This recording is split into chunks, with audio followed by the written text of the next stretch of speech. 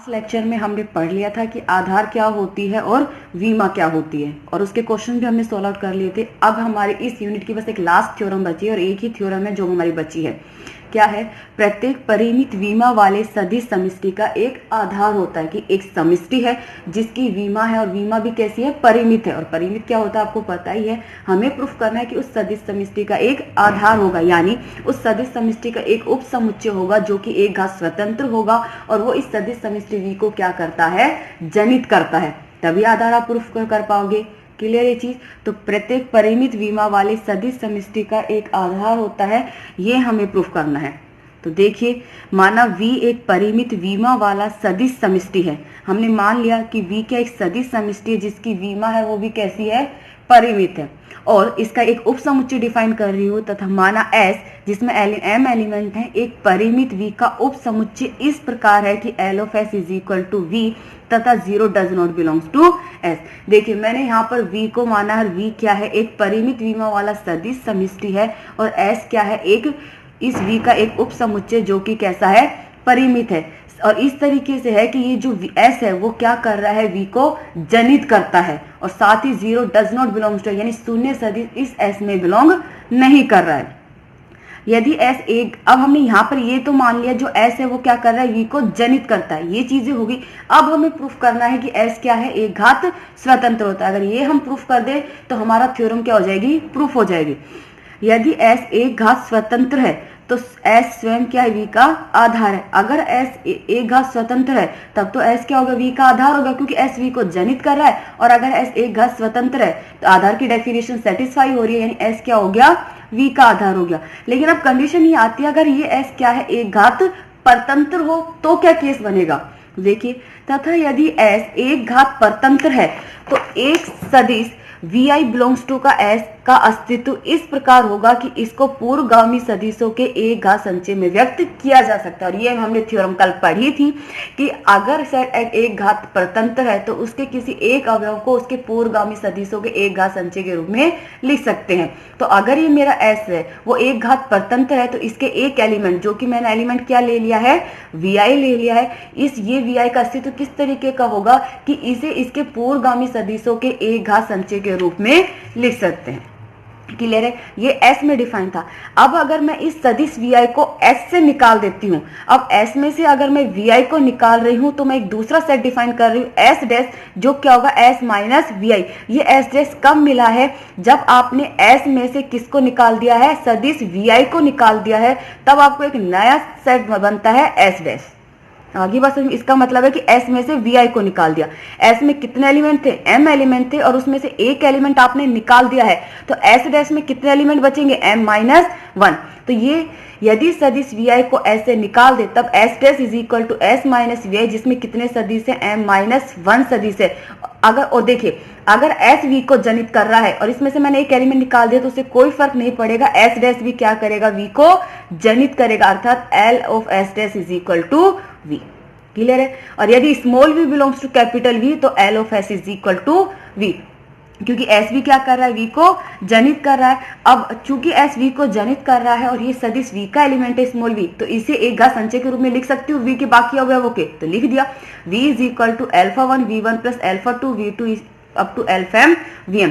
तो इसी तरीके से जो एलिमेंट है Vi, इस Vi को भी मैं लिख सकती है घात संचय के रूप में β1 V1 plus β2 V2 up to beta I minus 1 Vi minus 1। ये जो Vi है वो इसी में कहीं ना कहीं पे तो स्थित होगा, क्योंकि M एलिमेंट किस में है? S में M अवयव है, और इस S में से तो आपने Vi को बाहर निकाला है, यानी ये Vi यहाँ पर ही कहीं ना कहीं एग्जिस्ट करेगा। तो इस Vi के मान को इस V में पुट कर दीजिए, जो यहाँ पे कहीं बीच में लाई करेगा। तो मैंने पुट कर दिया जो यहाँ पे लाई कर रहा है, और अल्फा I के बाद ये Vi की वैल्यू होगी। ठीक है, ये Vi हो गया। Vi के बाद क्या आएगा? Vi plus 1 up to alpha Vm, यानी V को V1 V2 Vi plus 1 Vm के एक घात संचय के रूप में व्यक्त किया जा सकता है। Vi माइनस 1 हो गया, यहाँ बीच में आप Vi भी लीजिए। आगे बात समझ में ना। अतः अगर स्मॉल v कैपिटल V को है तो स्मॉल v को S डैश के अवयवों के एक घात संचय के रूप में व्यक्त कर सकते हैं। सॉरी, Vi नहीं आएगा क्योंकि यहाँ पर Vi माइनस 1 तक आ गए। Vi की तो वैल्यूज आपने पुट कर दी ना यहाँ पे, तो यहाँ Vi नहीं आएगा। सॉरी, v को v1 v2 vi-1 vi+1 vm के एक घात संचय के रूप में व्यक्त कर सकते हैं। तो देखिए यहाँ पर vi उपस्थित नहीं है और vi उपस्थित नहीं है, यानी s में से vi निकालेगा तो कौन सा सेट बना, s डैश। तो यानी स्मॉल v अगर कैपिटल V का एलिमेंट था तो स्मॉल v को s डैश के अवयवों के एक घात संचय के रूप में व्यक्त कर सकते हैं। इसलिए s डैश भी क्या है, v को जनित करता है, अर्थात l of s dash is equal to v। Clear है। Li का मतलब एक घात स्वतंत्र होता है और Ld का मतलब एक घात परतंत्र। अब अगर S डैश एक घात स्वतंत्र है तो S डैश क्या है, V का आधार है। और अब अगर S डैश एक घात परतंत्र है तो हम इसी विधि को दोबारा से करेंगे, S डैश में से फिर एक एलिमेंट निकाल देंगे, S डबल डैश बना देंगे, फिर उसे बाकी एक एलिमेंट लेंगे V का, उसे अवयव सदिशों के एक घात संचय के रूप में लिखेंगे। आगे बात समझ में। तो देखिए, तथा यदि S डैश एक घात परतंत्र है तब इस विधि की पुनरावृत्ति कर एक नया समुच्चय प्राप्त करेंगे जिसमें कितने एलिमेंट होंगे, m-2 सदिश होंगे। आगे बात समझ में। और जो वो भी क्या करेगा, v को जनित करेगा। फिर यही प्रोसेस आप उसके लिए लगाओगे। तो इस विधि को बार बार करोगे और बार बार कितने, परिमित बार, यानी 2 बार 3 बार 4 बार 5 बार n टाइम्स परिमित बार करोगे। परिमित बार करने पर s का एक उप समुच्चय प्राप्त होगा जो कि कैसा होगा, एक घात स्वतंत्र प्राप्त होगा जो कि v को जनित करता है। क्योंकि जब आप एक इस मेथड को बार बार करते जाओगे तो यानी हर बार एक एक एलिमेंट बाहर निकालते जाओगे, लास्ट में s में सिर्फ कितना एक एलिमेंट बचेगा, एक ही एलिमेंट बचेगा। और जब एक ही एलिमेंट किसी में बचता है तो एकल सदिश क्या होता है, एक घात स्वतंत्र होता है। तो आपको लास्ट में s का एक ही उप समुच्चय मिलेगा जो कि एक घात स्वतंत्र होगा और वो v को जनित करेगा। अधिक से अधिक यह हो सकता है कि हमें s का वह उप समुच्चय प्राप्त हो जिसमें केवल एक ही अवयव हो। यही हो सकता है कि जिसमें एक ही अवयव होगा और एकल सदिश हमेशा एक घात स्वतंत्र होता है और वो जीरो तो होगा नहीं, क्योंकि आपने स्टार्टिंग में ही लिख दिया था यहाँ पे कि zero does not belongs to s। तो शून्य सदिश तो हो ही नहीं सकता, वो कैसा सदिश होगा, अशून्य सदिश होगा। यह अवयव शून्य सदिश नहीं है तथा v को जनित करता है। और चूंकि एकल अशून्य सदिश कैसा होता है, एक घात स्वतंत्र होता है, इसलिए यह v का आधार होगा। क्लियर है। यही हमें प्रूफ करना था। तो इस थ्योरम हमने कुछ नहीं किया, हमने v को एक परिमित विमा वाला सदिश समष्टि मान लिया, इसका एक उप समुच्चय s हमने मान लिया जिसमें m एलिमेंट है और ये s क्या करता है, v को जनित करता है। अगर ये s एक घात पर स्वतंत्र है तो s v का आधार है, और अगर एक घात परतंत्र है तब मैं इस s में के एक अवयव को इसके पूर्वगामी सदिशों के एक घात संचय के रूप में लिख सकती हूँ, जो ये लिखा है मैंने। ठीक है। अब इस vi को s से निकाल देती हूँ तो मुझे एक नया समुच्चय प्राप्त होता है s डैश, जो क्या होगा s माइनस vi, जिसमें m-1 एलिमेंट है। ये भी v को जनित करेगा। किस तरीके से, ये देखिए, स्मॉल v कैपिटल V का एलिमेंट है, s v को जनित करता है। तो ये मैंने इस v को जनित करता है तो लिख दिया।